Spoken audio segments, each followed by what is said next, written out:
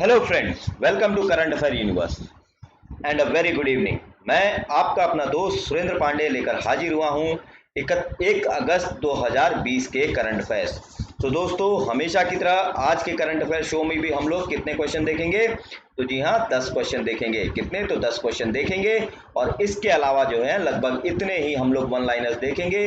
और ये हम लोग इसलिए लेते हैं क्योंकि यहाँ पे हमको स्पेशल डिस्कशन की जरूरत नहीं है, लेकिन ये जो है एग्जाम पॉइंट ऑफ व्यू से काफी इंपॉर्टेंट हो जाता है। तो चलिए, आपका टाइम वेस्ट नहीं करूंगा, शुरुआत करते हैं अपने करंट अफेयर शो का। लेकिन उससे पहले मेरे चैनल को जी हाँ जरूर सब्सक्राइब करें, मेरे वीडियो को लाइक करें, शेयर करें और बेल आइकन दबाना ना भूलें, जिससे कि आप लोगों को सबसे पहले जो है इस वीडियो का नोटिफिकेशन मिले। ओके, तो चलिए शुरुआत करते हैं one liners of the day से इस करंट अफेयर शो का। तो सबसे पहले क्या है कि Samajwadi party leader Amar Singh passes away. तो अमर सिंह जो कौन है ये आप सबको पता होगा। तो अमर सिंह ये रहे, ये समाजवादी पार्टी के लीडर थे किसी जमाने में। अमिताभ बच्चन, अनिल अंबानी और अमर सिंह, ये तीन ए जो हैं काफी फेमस थे। ये तीनों साथ में थे, काफी इनकी गहरी दोस्ती थी। तो ये समाजवादी पार्टी के लीडर थे। इनका आज सिंगापुर में निधन हो गया और ये राज्यसभा के भी मेंबर थे। ओके, चलिए अगले पे बढ़ते हैं। Telecom industry completes 25 years of mobile telephony in country. तो टेलीकॉम इंडस्ट्री ने 25 साल पूरे कर लिए हैं इसमें, जब से देश में मोबाइल टेलीफोन आया। तो आपको ये पता होना चाहिए कि मोबाइल टेलीफोन कब आया, ये पता होना चाहिए। तो जी हाँ, बिल्कुल पता होना चाहिए। तो ये मोबाइल टेलीफोन आया था कब? तो आपका 31 जुलाई 1995 को। कब? तो 31 जुलाई 1995 को। ठीक है। और ये पहला कन्वर्सेशन जो था ये किसके बीच में हुआ था, ये भी आपको मैं बता देता हूं। तो पहला जो कन्वर्सेशन हुआ था ये हुआ था वेस्ट बंगाल के चीफ मिनिस्टर जो उस समय थे ज्योति बसु, और जो उस समय के यूनियन टेलीकॉम मिनिस्टर थे सुखराम, इनके बीच में हुआ था। किनके बीच में? तो उस समय के पश्चिम बंगाल के मुख्यमंत्री ज्योति बसु और जो यूनियन टेलीकॉम मिनिस्टर सुखराम थे, उनके बीच में पहला जो है देश का मोबाइल टेलीफोन जो है उस पर कन्वर्सेशन हुआ था। ठीक है। तो कब? 31 जुलाई 1995। ओके, आगे बढ़ते हैं। 11 killed as crane collapses at Hindustan shipyard limited in Visakhapatnam. तो ये जो है आज की सबसे बड़ी दुर्घटना है। हिंदुस्तान शिपयार्ड लिमिटेड ये आपका विशाखापट्टनम में है। ये एक गवर्नमेंट अंडरटेकिंग है और ये जो है इसकी स्थापना कब हुई थी? आपको पता क्या होना चाहिए कि इसकी स्थापना हुई थी 1941 में। कब? तो 1941 में। और किस दिन? तो 22 जून को। ठीक है। और ये जो है आपका किसने इसकी स्थापना की थी? तो इसकी स्थापना की थी आपका, इसको हम लोग जो है सिंधिया शिपयार्ड के नाम से भी जानते थे, जिसको बिल्ड किया था वालचंद हीराचंद ने। किन्होंने? तो वालचंद हीराचंद ने इसको बिल्ड किया था और यह सिंधिया शिपयार्ड के नाम से पहले जाना जाता था। ओके, इसके अलावा यहाँ पे और एक सबसे इंटरेस्टिंग इंफॉर्मेशन ये है कि इस शिपयार्ड पे देश का सबसे पहला शिप जो है इंडिजिनियसली बनाया गया था और उसका नाम क्या था? उसका नाम था जल उषा। क्या नाम था? तो जल उषा उसका नाम था। ठीक है, क्या नाम? जल उषा। ओके, और अब बात करें कि इसके चेयरमैन कौन है? तो इसके सीएमडी हैं rear admiral LV Sharad Babu. कौन है? तो rear admiral LV Sharad Babu. ठीक है, चलिए आगे बढ़ते हैं। Kargil Leh create highest mandays under MNREGA set a model for the country.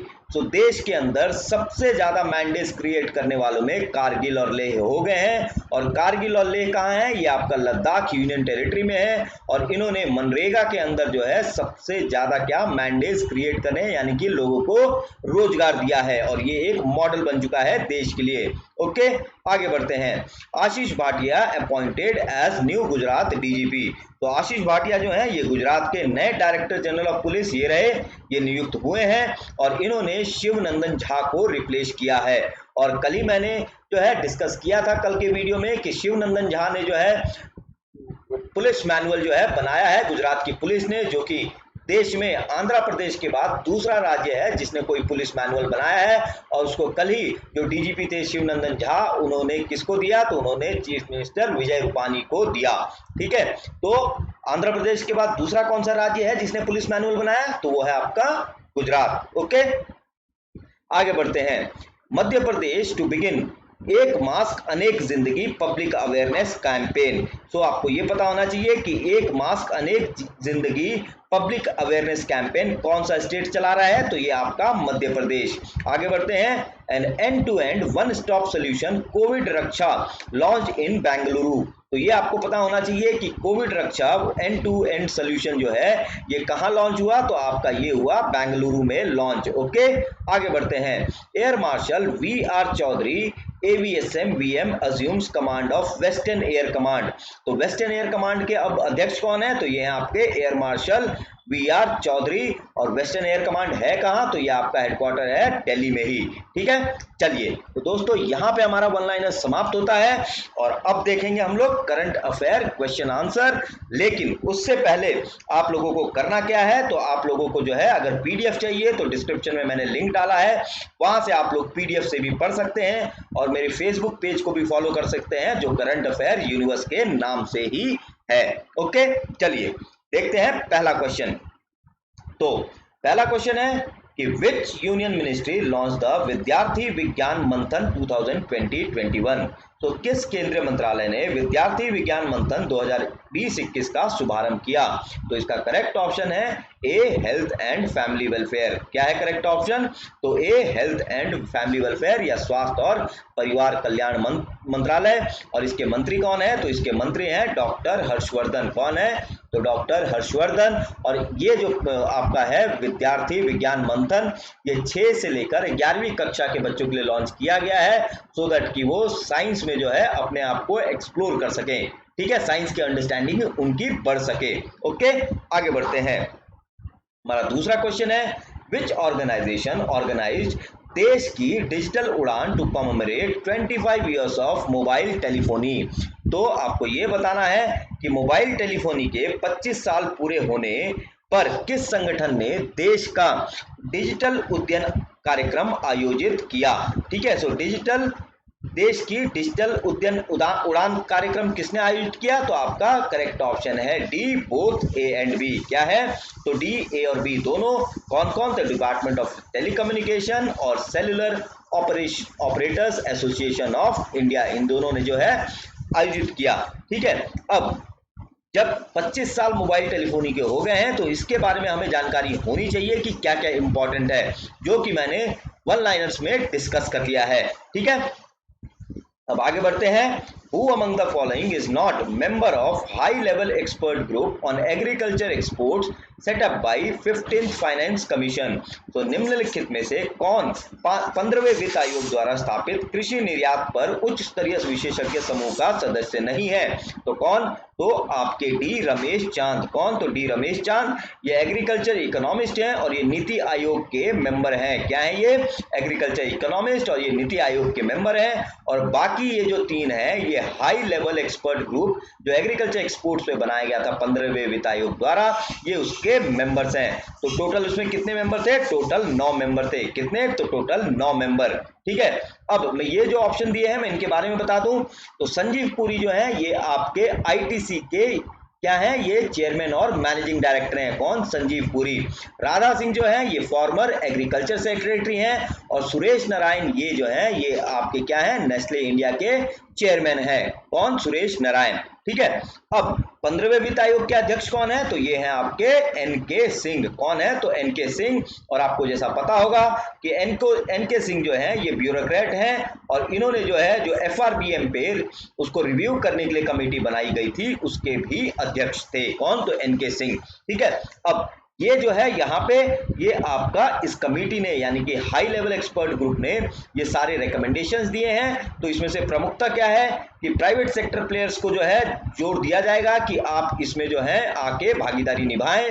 Plus जो आपका एक्सपर्ट ग्रुप है उसका मानना यह है कि अगले कुछ सालों में, अगले 5 सालों में जो एग्रीकल्चर एक्सपोर्ट है वो $40 बिलियन से $70 बिलियन हो सकता है। और इसी प्रोसेस में लगभग 10 मिलियन जॉब्स भी क्रिएट होंगे। कितने, तो लगभग 1 करोड़।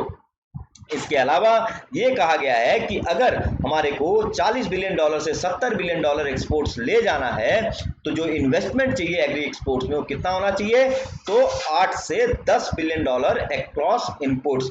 इसके अलावा कहा है कि एक स्टेट लेड एक्सपोर्ट प्लान होना चाहिए। क्या होना चाहिए? State lead export plan. ठीक है।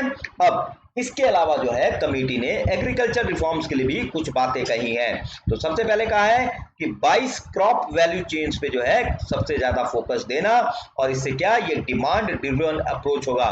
तो जैसा कि आप लोगों को पता है कि हमारे देश में अभी तक क्या है कि ये सप्लाई ड्रिवन अप्रोच रहा है। सप्लाई ड्रिवन अप्रोच कहने का मतलब मेरा क्या है कि अभी भी जो क्रॉप इरिगेशन पैटर्न है वो आपका राइस और व्हीट पे ज्यादा फोकस है। किस पे? तो राइस और व्हीट पे। ठीक है। लेकिन हमें जैसा पता है कि डिमांड किसकी ज्यादा है, तो डिमांड आपका पल्सेस, कोर्स सीरियल, इनका ज्यादा है। तो अब जो अप्रोच होगा क्या होगा? डिमांड ड्रिवन होगा। क्या होगा? Demand driven. ठीक है। अब बात करें अगला कि setting up value chain clusters, और ये भी कहा है कि स्टेट गवर्नमेंट्स को परफॉर्मेंस बेस्ड इंसेंटिव दिया जाए जिससे कि एग्रीकल्चर में सुधार हो। ओके, तो ये हैं किसके? ये HLEG के क्या है? रिकमेंडेशंस। ओके, आगे बढ़ते हैं।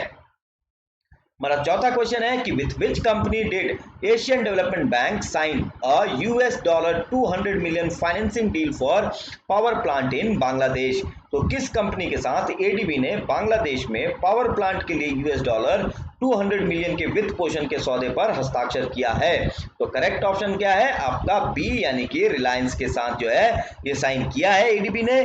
और बाकी जो ऑप्शंस हैं आपके ONGC, NTPC, तो इसके बारे में भी हमको पता होना चाहिए। इनके अध्यक्ष कौन है, इसकी स्थापना कब हुई थी, इसका हेडक्वार्टर कहाँ है? तो यहाँ देखिए ये रहा। तो ONGC की स्थापना हुई थी 14 अगस्त 1956 को। चेयरमैन है इसके शशि शंकर। NTPC की स्थापना हुई 7 नवंबर 1975 को। चेयरमैन है इसके गुरदीप सिंह। एडीबी की स्थापना हुई 19 दिसंबर 1966 को और चेयरमैन है मासाटसु असाकावा, ये जापान के हैं। और एडीबी का मुख्यालय कहाँ है? तो ये आपका मनीला फिलीपाइंस में है। कहाँ? तो मनीला फिलीपाइंस में। ठीक है। अब जो ये डील साइन हुआ है इसके संबंध में हम जानकारी जरा इकट्ठी कर लेते हैं। ओके, चलिए। तो ये देखिए क्या है, तो ये जो डील है एडीबी और किसके बीच में साइन हुआ है? आपका Reliance Bangladesh LNG and power limited. किसके किसके बीच में? Reliance Bangladesh LNG and power limited के बीच में साइन हुआ है। और ये जो डील है किसके लिए साइन हुआ है? ये आपका 718 मेगावाट का combined cycle gas fired power plant, जो कि आपका मेघना घाट नारायणगंज डिस्ट्रिक्ट ढाका के पास में है, वहां जो है रिलायंस बनाएगा। ठीक है। और जो एडीबी जो है $100 मिलियन तो है वो खुद देगा, और $100 मिलियन जो है वो कहां से देगा? तो आपका लीप फंड से देगा। कहां से? तो लीप फंड से। तो लीप का मतलब क्या है? Leading Asia's private infrastructure fund. क्या है? तो leading Asia's private infrastructure fund. और ये किसका है? तो ये है आपका एडीबी का। ये आपको याद रखना है। ठीक है। और लीप की जो है कब इसका गठन हुआ था? तो इसका गठन 2016 में हुआ था। और इसमें जो है 1.5 बिलियन जो है कैपिटल कमिटमेंट दिया था। किसने? तो आपका Japan international cooperation agency GICA, जो कि भारत में डेडिकेटेड फ्राइट कॉरिडोर भी बना रहा है। क्या? तो डेडिकेटेड फ्राइट कॉरिडोर। ठीक है। चलिए अब बढ़ते हैं अगले क्वेश्चन पे। अगला है कि which week is being observed by WHO from August 1 to August 7, 2020। तो WHO द्वारा 1 अगस्त से 7 अगस्त 2020 के मध्य कौन सा सप्ताह मनाया जा रहा है? तो करेक्ट ऑप्शन है डी, आपका ब्रेस्ट फीडिंग वीक। क्या? तो वर्ल्ड ब्रेस्ट फीडिंग वीक या फिर विश्व स्तनपान सप्ताह। ठीक है। अब आगे बढ़ते हैं। तो यहां देखिए वर्ल्ड ब्रेस्ट फीडिंग वीक अगस्त 1 से 7, जिसका थीम है support breast feeding for a healthier planet. और इम्यूनाइजेशन वीक कब मनाया जा रहा है? ये 24 से 30 अप्रैल। ग्लोबल रोड सेफ्टी वीक 6 से 12 मई। और एंटीबायोटिक अवेयरनेस वीक 13 से 19 नवंबर के बीच में। और ये रहा लोगो। ओके, आगे बढ़ते हैं। हमारा छठा क्वेश्चन है कि how many states and UTs have been covered under one nation one ration card scheme as on August 1। तो 1 अगस्त 2020 तक कितने राज्य या केंद्र प्रशासित प्रदेश को one nation one ration card योजना के तहत कवर किया गया है। तो कितने राज्य? तो आपका करेक्ट ऑप्शन है बी यानी कि 24 यानी 24। ठीक है, और देख लेते हैं कि कौन कौन से राज्य हैं जो नए राज्य जुड़े हैं। तो आपको बता दूं कि 1 अगस्त 2020 से पहले जो कुल राज्य और यूटी थे वो कितने थे? वो थे आपके 20। कितने? 20। और 1 अगस्त को कितने हो गए? आपके 4 और जुड़ गए, तो कितने हो गए आपके? 24। कौन कौन से हैं ये? जम्मू एंड कश्मीर, मणिपुर, नागालैंड और उत्तराखंड। कौन कौन? तो जम्मू एंड कश्मीर, मणिपुर, नागालैंड और उत्तराखंड। ठीक है, अब जब बात हुई है one nation one ration card की, तो हमें यह भी पता होना चाहिए इसके बारे में क्या क्या है। तो वैसे हालांकि हमने पहले वीडियोस में डिस्कस किया हुआ है, हम यहाँ पे थोड़ा सा ब्रीफ में ही देखेंगे। तो वन नेशन वन राशन जो कार्ड है ये 1 जुलाई 2019 को लॉन्च हुआ था, और इसमें क्या है कि जो भी नेशनल फूड सिक्योरिटी एक्ट 2013 के अंदर जो भी बेनिफिशियरी कवर्ड है उनको ये कवर करता है। और ये क्या कहता है कि अब आप देश के किसी भी कोने में रहें आपको राशन मिलेगा। यानी कि क्या है कि अगर आपके पास बिहार का राशन कार्ड है और आप महाराष्ट्र में रहते हैं और आप बीपीएल या अंत्योदय अन्न योजना के अंतर्गत आते हैं तो आपको राशन मिलेगा। लेकिन इसमें क्या है, आपके लिए 3 चीज अनिवार्य है। क्या है? तो आपके पास आपका आधार कार्ड होना चाहिए, और जिस भी राशन शॉप जो है फेयर प्राइस शॉप होना चाहिए दूसरा उस राज्य में, और तीसरा जो है ई पॉइंट ऑफ सेल होना चाहिए। क्या क्या? आधार, फेयर प्राइस शॉप और ई पॉइंट ऑफ सेल। और इससे क्या होगा, पूरा जो है ये जो आपका नेशनल फूड सिक्योरिटी एक्ट के अंतर्गत जो भी राशन कार्ड है वो क्या हो जाएगा, पूरा इंटर स्टेट ऑपरेटेबल हो जाएगा। क्या हो जाएगा? तो इंटर स्टेट ऑपरेबल हो जाएगा। ठीक है, ओके। और ये जो नेशन वाइड पोर्टेबिलिटी है ये किसके अंदर हो रहा है? तो आपका इंटीग्रेटेड मैनेजमेंट ऑफ पीडीएस के अंतर्गत। किसके अंतर्गत? तो आपका इंटीग्रेटेड मैनेजमेंट ऑफ पीडीएस के अंतर्गत। ठीक है, चलिए आगे बढ़ते हैं। हमारा 7वां क्वेश्चन है कि which state is conducting the country's first river landscape based approach to rejuvenate the 50 kilometre long Hewal river. तो 50 किलोमीटर लंबी हेवाल नदी की कायाकल्प करने के लिए कौन सा राज्य देश का पहला नदी परिदृश्य आधारित दृष्टिकोण का संचालन कर रहा है?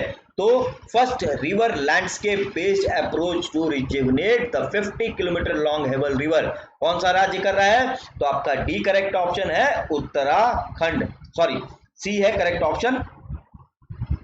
कौन सा ऑप्शन है करेक्ट? तो आपका सी है करेक्ट ऑप्शन। ठीक है, क्या है? तो आपका सी करेक्ट ऑप्शन है उत्तराखंड। ओके, अब बढ़ते हैं सॉरी।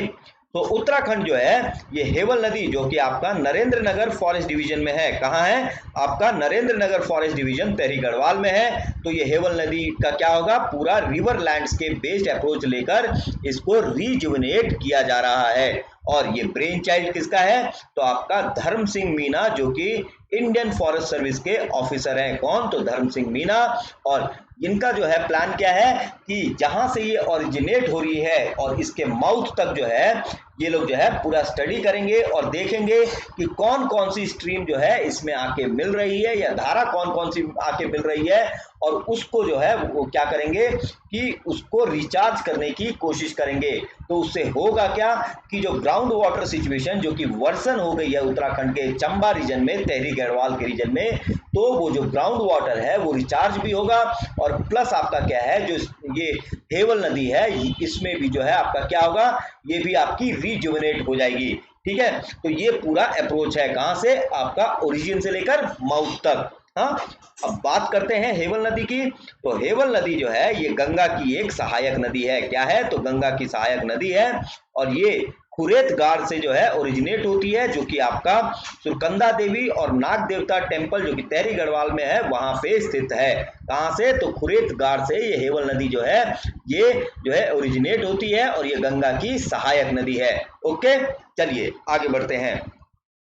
हमारा 8वां क्वेश्चन है कि which state has developed Sanjeevan app to facilitate कोविड-19 टेस्ट। तो कोविड-19 परीक्षण के लिए किस राज्य ने संजीवनी ऐप विकसित किया है? तो कौन सा राज्य है ये? तो करेक्ट है आपका बी, बिहार।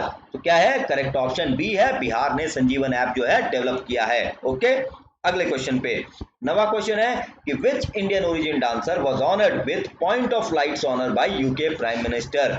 तो ब्रिटेन के प्रधानमंत्री ने किस भारतीय मूल के नर्तक और पॉइंट ऑफ लाइट सम्मान से सम्मानित किया। तो कौन है ये यूके के प्राइम मिनिस्टर, ये हैं आपके बोरिस जॉनसन, और इन्होंने जो है राजीव गुप्ता जो है सम्मानित किया। और राजीव गुप्ता कौन है, ये रहे आपके राजीव गुप्ता। और ये जो है क्या कर रहे हैं, ये आपका भांगड़ा साइज करके जो है ये एक ऑनलाइन क्लासेस ले रहे हैं, जिससे कि ये कह रहे हैं कि कोविड-19 के दौरान भांगड़ा डांस करके कैसे अपने आप को जो है फिट रखा जा सकता है। तो इसी को जो है जो यूके के प्रधानमंत्री हैं बोरिस जॉनसन, उन्होंने रिकॉग्नाइज करते हुए इनको पॉइंट ऑफ लाइट्स ऑनर से सम्मानित किया है। इनको तो राजीव गुप्ता को। ठीक है, आगे बढ़ते हैं। तो दोस्तों आज का अंतिम क्वेश्चन है कि which country has started operation of Arab world's first nuclear power plant. तो किस देश ने अरब दुनिया के पहले परमाणु ऊर्जा रिएक्टर का संचालन शुरू किया है। तो करेक्ट ऑप्शन है डी, यानी कि यूनाइटेड अरब अमीरात या आपका संयुक्त अरब अमीरात। तो हम आपको बता दें कि ये जो है आपका यूनाइटेड अरब अमीरात में कहाँ है, ये रहा आपका बराकाह न्यूक्लियर प्लांट जो कि आपका आबू धाबी में है। और ये जो है आपका गर्बिया रीजन जो कि आबू धाबी में है वहां पे है। क्या है न्यूक्लियर प्लांट, तो बरकाह न्यूक्लियर प्लांट। और ये जो है अरब देश का पहला न्यूक्लियर पावर प्लांट है जो कि बिजली उत्पादन करेगा। और इसके साथ ही यूएई जो है ये 30 देशों की सूची में शामिल हो गया है जो कि न्यूक्लियर एनर्जी से पावर जनरेट कर रहे हैं। और इसको बिल्ड किसने किया है, इसको बिल्ड किया है कोरिया इलेक्ट्रिक पावर कॉर्प ने। और यूएई का एम है कि 2023 तक और 4 सिविलियन रिएक्टर जो है देश में बना दिया जाए। तो ठीक है दोस्तों, ये है आपका आज का करंट अफेयर शो। आप लोगों को कैसा लगा मेरा करंट अफेयर शो, मुझे कमेंट बॉक्स में बताइएगा। और जी हाँ, लाइक करना और वीडियो को शेयर करना बिल्कुल भी मत भूलेगा। और जी हाँ, मेरे चैनल को सब्सक्राइब भी कीजिएगा। और मेरा वीडियो देखने के लिए आप लोगों का बहुत बहुत धन्यवाद। शुभ रात्रि, अलविदा, गुड नाइट।